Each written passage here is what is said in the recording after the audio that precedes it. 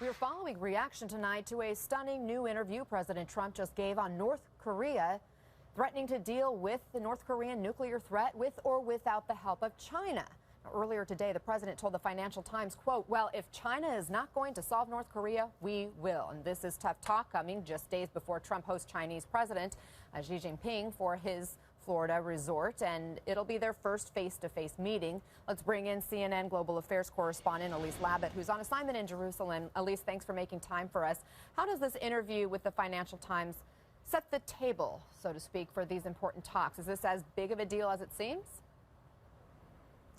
Well, Anna, you know that President Trump is a real tough talker, and I think this is kind of his opening gambit. This is kind of similar, if you will, to what Secretary of State Rex Tillerson did on the road on the eve of his meeting with President Xi in Beijing from South Korea. He was talking about that North Korea policy of the last 20 years, what we've called strategic patience, wasn't working.